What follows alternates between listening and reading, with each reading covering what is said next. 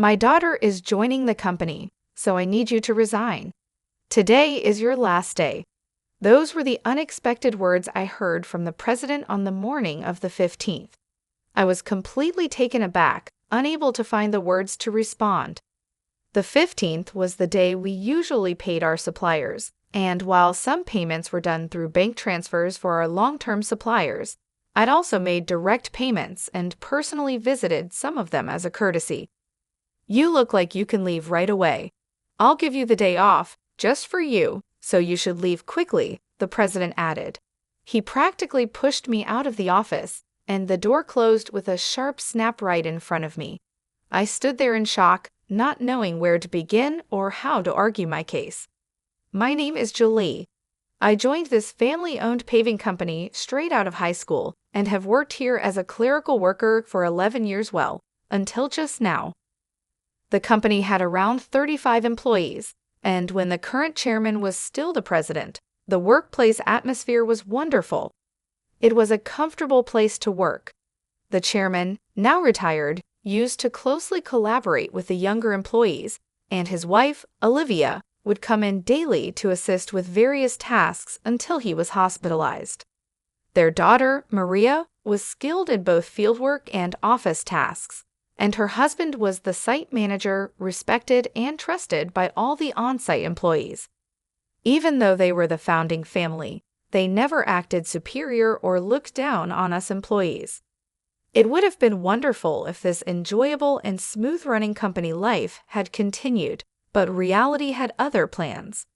Unfortunately, at the end of last year, the chairman was diagnosed with cancer during the company's group medical examination.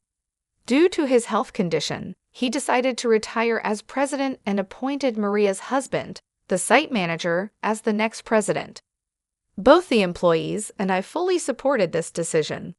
We all agreed that the chairman should focus on his treatment, and we wished him a long and healthy life. However, things took an unexpected turn when the chairman's eldest son, Adam, suddenly showed up with his family. I had no idea where he had heard the news, but it turns out the chairman had another child besides Maria.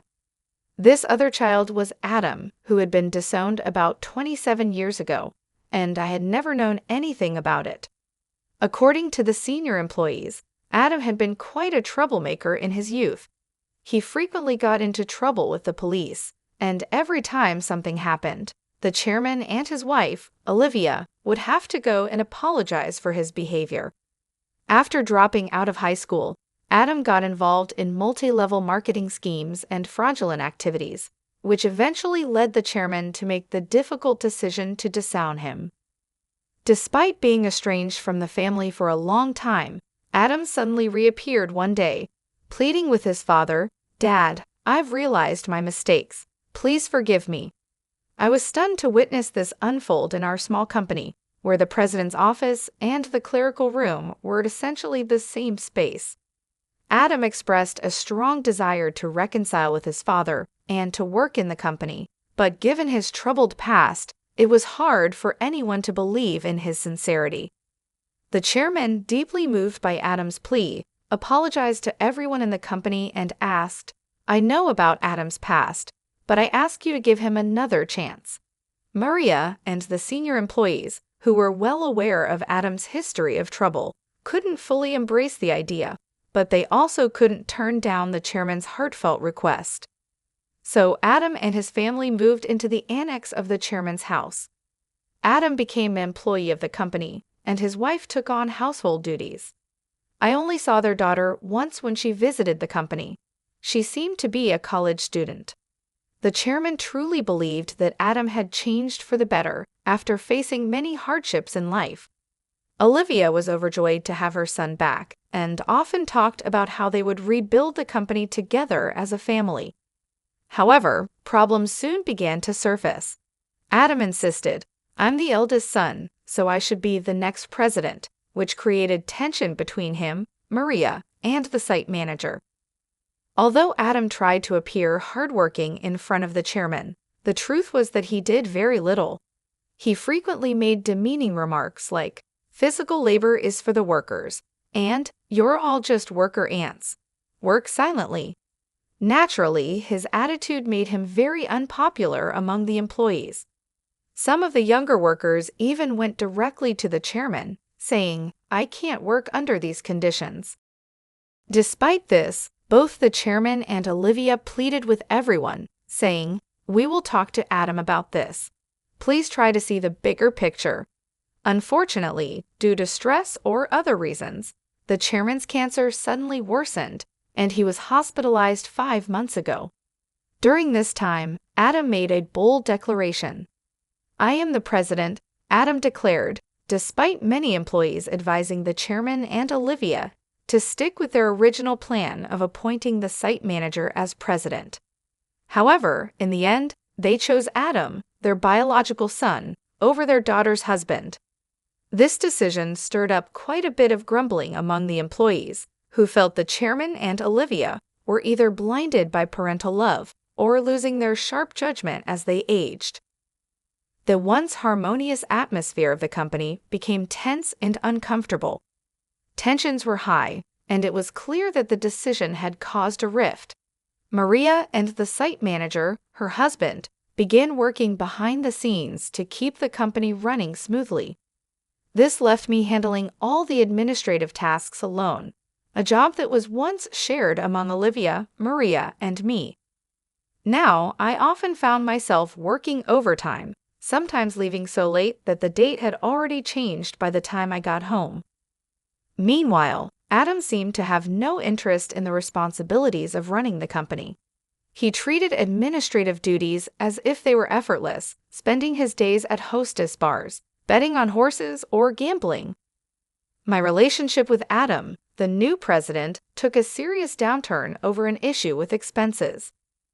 Adam had been using the company's credit card for personal dining and entertainment, and while I had overlooked it to some extent, this time the expense crossed a line. With apprehension, I handed the receipt back to him. "I can't approve this expense," I told him. "What? Why not?" he demanded. "This is for your wife's corrective underwear. It's not related to business, so it can't be expensed," I explained, trying to remain calm. Adam's face flushed with anger. "Don't challenge me. She's the president's wife. It's natural for her to dress well. This is a valid expense," he insisted. "No, that's not how it works. Your wife's underwear can't be considered a business expense," I stammered, struggling to comprehend how the president could justify a $7,000 expense for his wife's corrective underwear. His next suggestion left me even more bewildered. "Then let's turn selling corrective underwear into our new business venture. We'll categorize it as inventory, so it counts as an expense," Adam said, seeming pleased with his idea. I was at a loss for words. "We're a paving company," I managed to say, trying to make him see reason. "So what? We can threaten clients that if they don't buy from us, we'll cancel their contracts. Everyone will buy It's easy money. $31,000 for $7,000 worth of product." Adam chuckled loudly, but I felt horrified. "That's absolutely unacceptable. It will damage our credibility," I snapped at him in anger. From that moment on, I became the target of the president's disdain. Day after day, I endured constant berating from him. The situation became so difficult that I wasn't sure how much longer I could handle it. I thought about quitting many times, but I kept going. My loyalty to the chairman, who had always supported me, and my concern for the team, who would struggle if I left, were strong reasons to stay. The truth was, I couldn't afford to lose my job suddenly either. So I decided to tough it out until the right moment came for me to move on. But then, out of nowhere, I was fired. If I quit abruptly now, it will cause problems for our clients, I thought to myself. Taking a deep breath, I gathered all my courage and confronted the president. "I can't do this. I can't just leave without proper notice and a handover. Even your daughter wouldn't be able to handle the workload right away. Besides, today is the day we need to handle payments," I said in one breath, fully expecting the president to explode in anger. As expected, the president's face turned red with rage. "Shut up. I told you to resign because my daughter is joining the company. Today is your last day. After the payment, let them wait until they come to collect it. There's no need to pay them upfront, he barked. Excuse me, isn't it normal to pay for something once you buy it? I was shocked and tried to explain it to him calmly, as if I were talking to a child. But the president responded with something so unreasonable that I couldn't believe he was serious. If that's the case, just threaten to switch suppliers. Tell them we won't make the payment this time, so they should give it to us for free. What? That's not something we can do, is it? I was so stunned that I couldn't find the right words to respond. You're completely useless. My daughter has a college degree. She can handle office work easily. As family, she won't question my expenses like you do. You're all talk and no action. We don't need someone like you in our company. Leave now, the president sneered. It was clear that he intended for his daughter to take over the accounting, so he could justify personal expenses as business expenses. Oh, is that so? Just remember, I won't regret this, I replied. I realized that words were useless at this point, and my patience had worn thin. I quickly gathered my belongings and left the company. Feeling sorry for our clients, I called Maria. Even though I knew Olivia and Maria were busy taking care of the chairman, this was urgent. I explained everything to her and trusted Maria to handle the situation. Once I left the company, I suddenly found myself with nothing to do. Being fired without notice clearly violated labor standards laws. I decided to report this situation to the Labor Standards Office. I knew the company could get into serious trouble because we were part of the middle company payment system. This system supports small and medium-sized businesses that can't always afford to pay severance on their own. By using this system, I could claim my severance pay and 1 month's salary. There wasn't a rush, though, because I had up to 6 years for my retirement date to apply, and the Labor Standards Office had a 4-year statute of limitations. With my usual professional habits, I started planning out the steps I needed to take and the timeline for my retirement. I decided that I could take it easy for at least a week. Lately, I had been working overtime and weekends without a break, leaving no time for myself. There were many places I wanted to visit once I had some time to relax, so I chose to go on a day trip to the beach for a refreshing break.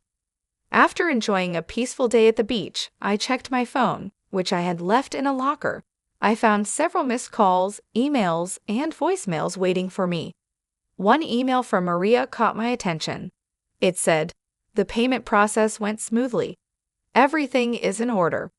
I felt a sense of relief, despite how abruptly the president had dismissed me. Still, I couldn't shake the guilt I felt for leaving my job in anger. Next, I listened to the voicemail from the company.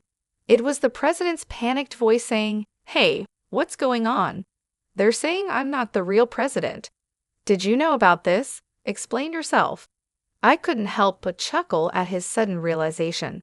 After that, I continued to check my emails and voicemails, and among them was a message from the chairman, asking me to come to the hospital. That evening, I promptly headed to the hospital. When I arrived, I found Olivia and the president already there in the room with the chairman. As soon as the chairman saw me, he greeted me from his bed, saying, "Julie, I'm truly sorry for my foolish son." Before I could respond, Adam, the president, arrogantly shouted, "Hey, what's going on? I'm not the official president. Explain yourself." The chairman quickly silenced him with a stern command, "Quiet down." It turned out that right after I had called Maria, she immediately informed the chairman and Olivia about everything that had happened. Upon receiving the news, the chairman had contacted Adam, who had been acting as president, and asked him directly, "Do you really not know anything? So what's the truth?" I calmly explained to Adam, the president, who was still shouting in confusion, "Adam, you didn't have any legal authority. Your role as president was just a title." It might seem confusing, but in business terms, being the president is a position within the company that doesn't hold legal standing like a representative director does. The representative director is the person who is legally responsible for the company's actions externally.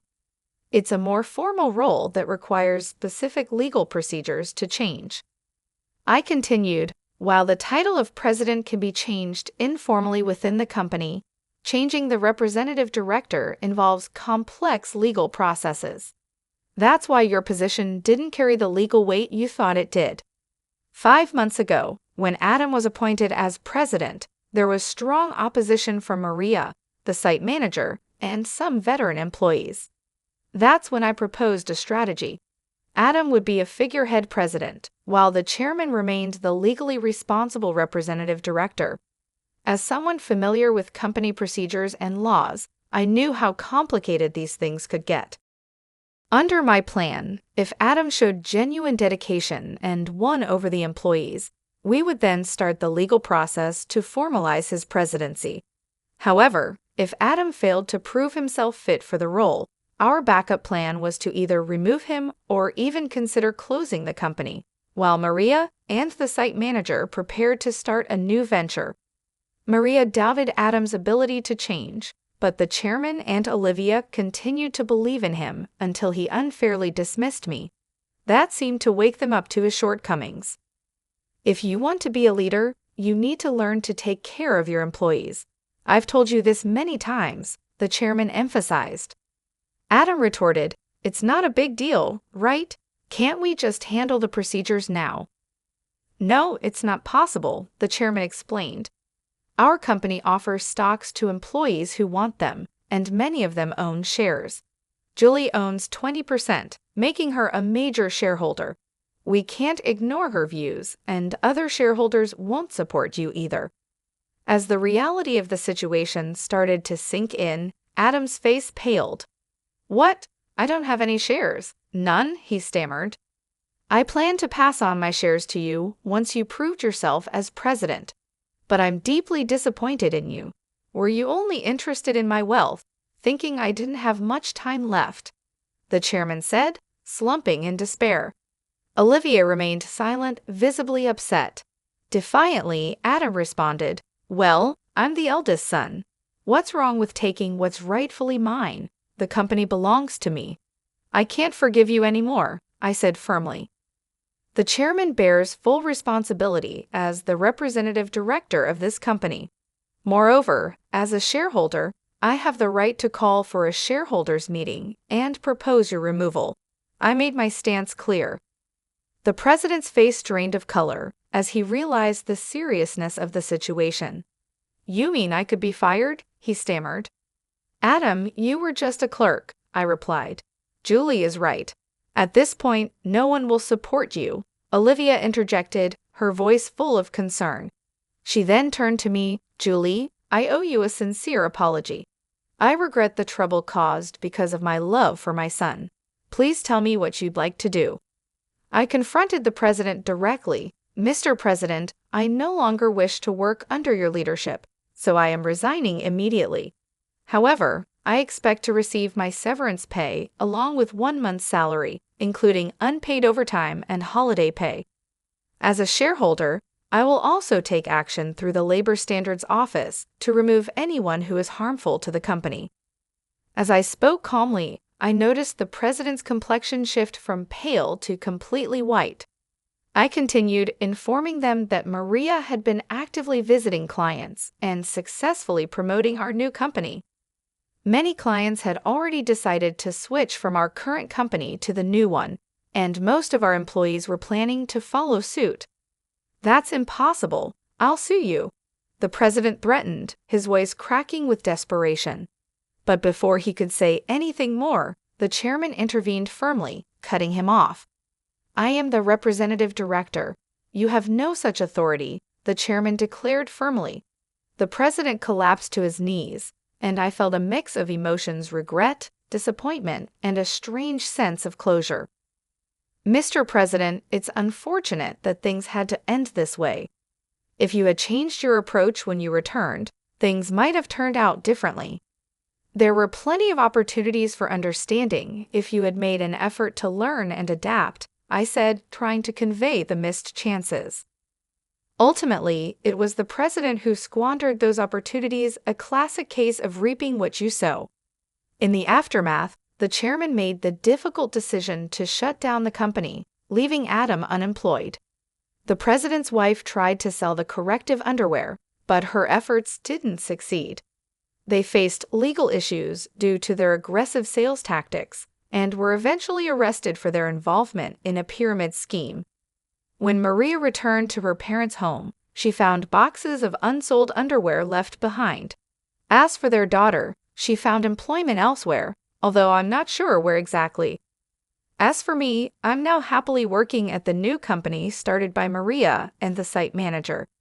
I cherish the relationships I've built with others and strive to live authentically each day. Life has moved on, and so have I, with a renewed sense of purpose and fulfillment.